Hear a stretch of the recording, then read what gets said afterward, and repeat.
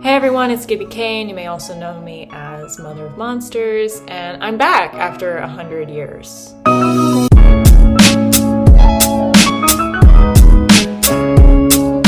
Ooh boy, that glare. Yikes. Am I gonna have to do this blind? So I'm here to talk to you about my apprenticeship. After long last, I did manage to get one, and it's been 3 months since the last time that I spoke to anybody here, and I'm really sorry about that. Grab your cup of tea, your cup of coffee, or whatever, and we're gonna sit here and we're gonna have a little chat about what it takes to get an apprenticeship.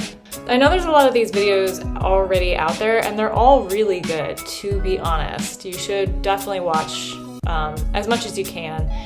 The thing about apprenticeships, there's no streamlined way of going about it. Everybody's different, everybody's mentor is going to be different, every shop is going to be different, so like you really don't know what you're getting into until the moment you get into it.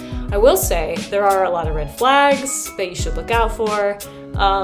At least I can suggest some things to look out for. In the end, it's going to be an experience that's unique to yourself, and you should definitely go in expecting that. What I ended up doing was focusing all my efforts on making a portfolio. And I'll walk you through that as well.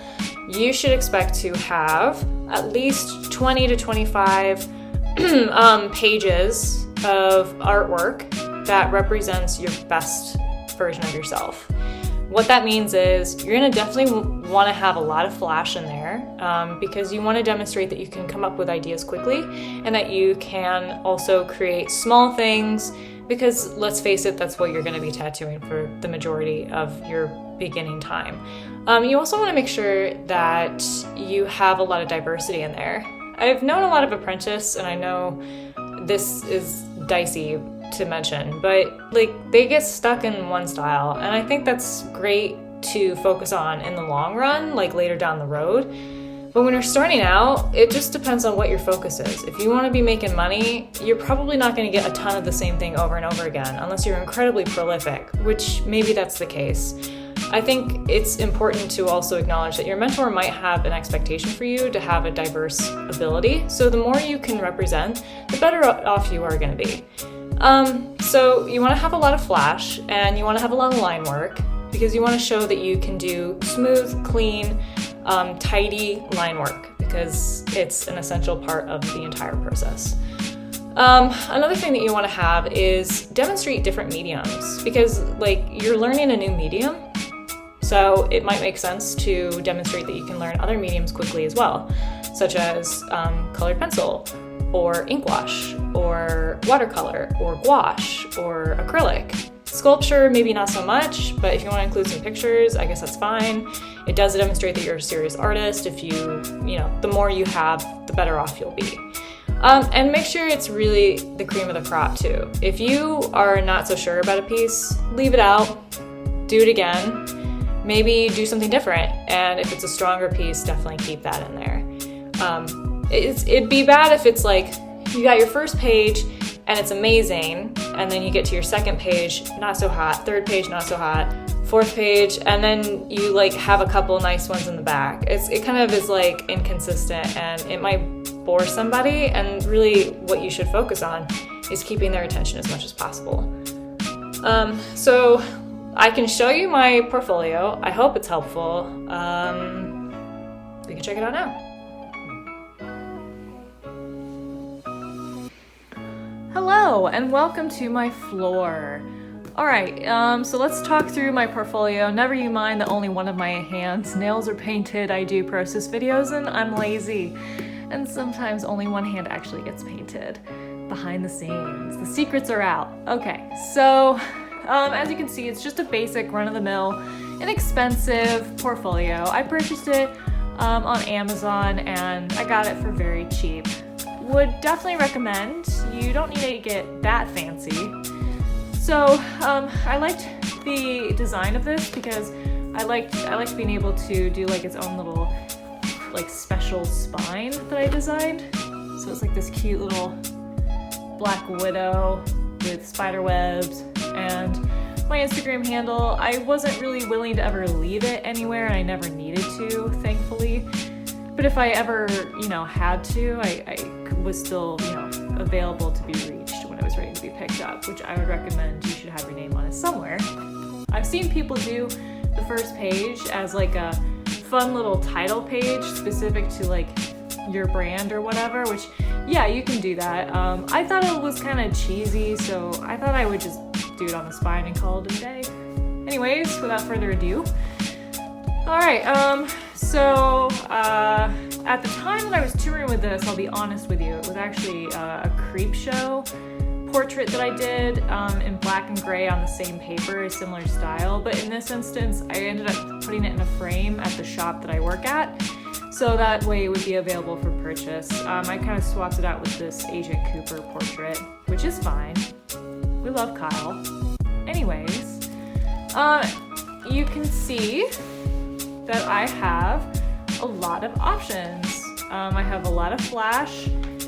They're all done on vellum, tracing paper, and cutout, and I used acid-free glue sticks. That way, if I ever needed to take it out, I could, and it wouldn't be too damaging. And this way, it's like a transparent adhesive. So no real particular theme, just having fun with it, trying to show a lot of different things. Did this cute little ghoul portrait, also just having fun with it, showing some realism. I love that glare, that's terrible. Yeah, there we go. Okay, yeah, anyways, moving on. Again, more options. This is me challenging myself with watercolor. This was a commission. I thought it kind of suited the tattoo design world. Practice. This is an example of just practicing flash over and over again. People love seeing that because repetition penetrates even the dullest of minds. Cute little chatterer portrait. Did this cute little zombie portrait. I gotta put him in a frame. He's cute. I always forget about him. Fun little horses. Again, something I normally wouldn't do, but I wanted to demonstrate that I could try different things, and that I like traditional. That's a style I really enjoy. Same with this, just good for my gizzard.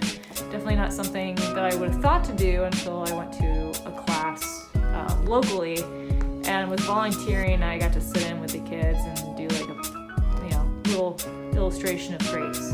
So kind of silly, but fun, and honestly, it demonstrated that I was a serious artist. Same thing with all this mess. More practice, just a ton of practice. Maybe in my next video, I'll show you guys all of my fake practice skin. It's pretty hilarious. Some of it's really bad. I called him my cinnamon bun Jesus because of all the swirls. Yeah, and I did a pretty bad job the first time I tried him. It's a little rough. Silly, just more watercolors, just trying color. Color's not my strength, so just trying to demonstrate that I'm willing to challenge myself if I need to. Orc drawing, Megmuckle bones. You can tell that obviously I really enjoy realism with graphite pencils. Duh, if you follow me on Instagram, you know that. So it's okay to show your strength too. You don't have to just only demonstrate like a bunch of different things. Practicing some font that I liked a lot. Zombies, duh. I have no idea what lived there previously. I'm sure it was very important. Oh, it was my pirate skeleton. He's on my wall now at the shop. Some of these things, unfortunately, I will tell you a secret. I did record this once before and I lost the files and I have to re-record it and some of my shit's missing. Flowers, more flowers, crying cats, sad cats. Who doesn't love a sad cat? I love this big sad bitch. Flowers for 100 years, always the flowers. And this big droopy mess, just fun challenges. As you can see, I'm doing a lot of different stuff. There's definitely, Cooper used to live here. There's a bunch of random shit that used to be back here. this is stuff that I've done since my apprenticeship. This was like a design I did for a client that I modified further. But yeah, anyways, you get the picture.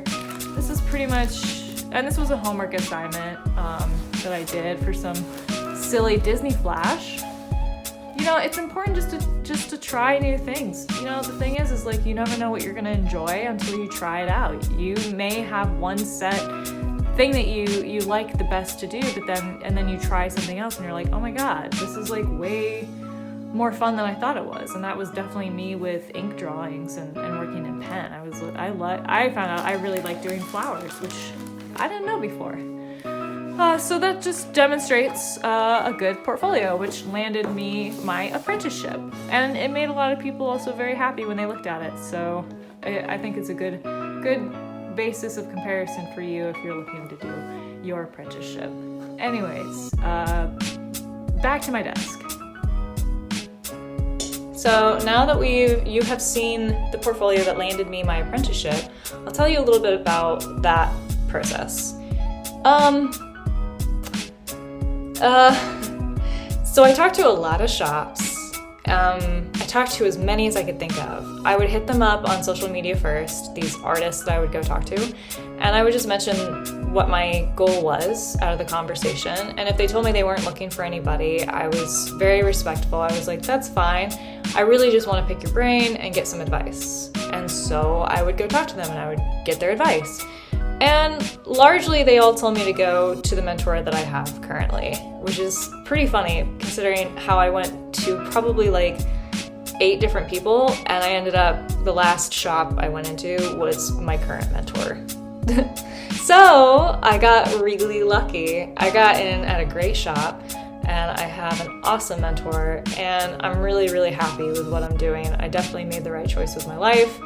And yeah, it's awesome. I'm definitely surrounded by positivity, and overall I just really enjoy it. I think my experience is going to be different to a lot of people's. I know I was really blessed when I was able to start working on skin within, I think, a month and a half of my apprenticeship. Because I was working 2 jobs though, I wasn't able to be there all the time every day, which was frustrating oftentimes, because once I started getting to the point where I was allowed to go on skin, I really felt like I needed to be there every day, and I needed to just be like fully committed to my new career. And so I ended up leaving my other job at the art gallery that I was working at, which was great. It was an in-between weekend gig, and they were very cool about it. No hard feelings there. So I ended up being able to work my first full week this week, which is tight. And I'm booking clients officially now. I was in free tattoo jail, which probably will happen to you at some point, where you're doing free tattoos for practice, and on any willing, crazy participant who wants that, which is batshit. But I had a lot of people, and I thank them every fucking day, because without them I wouldn't be at the point that I'm in currently. Once you're at a place where you can start actually booking and charging people and doing the designs that they want or taking walk-ins, it's just so freaking exciting. Yeah, and I think the biggest thing that I would recommend to you is, if you're looking to be an apprentice, make sure you have a strong portfolio. Make sure you're talking to people in a way that's respectful. This is a job interview, but also it's a job interview for them too. Like, if you're talking to a mentor and you're getting kind of a bad vibe and you're feeling like maybe this is a hustle, then you know not to do it, and you shouldn't be so desperate that you accept it. I definitely thank my lucky stars that I got in at the shop that I'm at currently, because I hear these horror stories about people in their apprenticeships, and it's really fucked up. Like, people having to like just like not getting the training that they really need, and then the expectation is that they pay a ton of money to essentially have not gotten anything as far as an education, and that sucks. You will probably have to pay depending on the region that you're in. And that's why you should be critical when you get in at a shop, and you make sure that you're using every little second of time to be learning and growing and just getting to the place where you need to be in order to get that money back. So yeah, otherwise, I think it's an awesome career. It's very nerve-wracking, and it's also really weird, because how cool is it that I get to hurt people for a living? I think it's cool. Gosh, what were some of the questions I was asked? A lot of questions about portfolio, which we've already covered.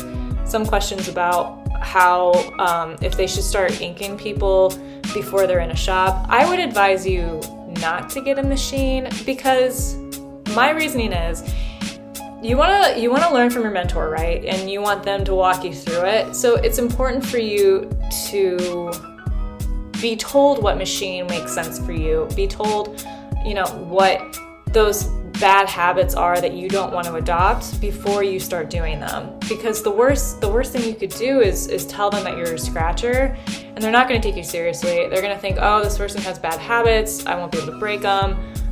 This is somebody who doesn't take the bloodborne pathogens seriously. That's another thing, is getting your bloodborne pathogen and safe first aid training is what I was expected to do, and I suspect you would be as well, depending on your region. I think overall you probably should just have it. You can do it online. I'll drop a link below, and just make sure that that's something that you take seriously. And I think the best way to take that seriously is not doing it at home ahead of time just to get the practice, because it's just also kind of gross. Yeah, you live there. I don't think that's very sanitary, and that's how you're gonna get an infection. I don't know. I don't think you should do it. Anyways, my best advice to you is to just treat it like a job. Go in, take it seriously, and if you're not enjoying yourself, you probably are in the wrong line of work. I think it's really cool to be able to help people in a positive way. I get to have an awesome positive impact on individuals, and I get to make people feel good about themselves too, their self-esteem grows. And I can't think of anything more powerful or more important for me to be doing with my time.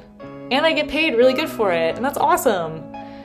Yeah, I think everybody should be a tattooist, but then I guess, I don't know. No, we'd all probably still be getting tattoos from each other, so it works.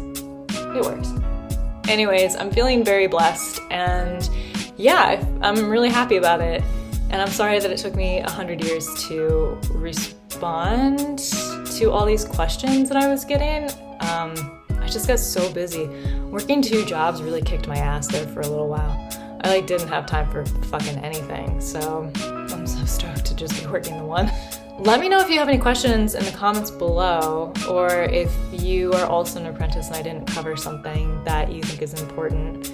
I think I got it all. Oh well, fuck it. Good luck out there, and keep your stick on the ice.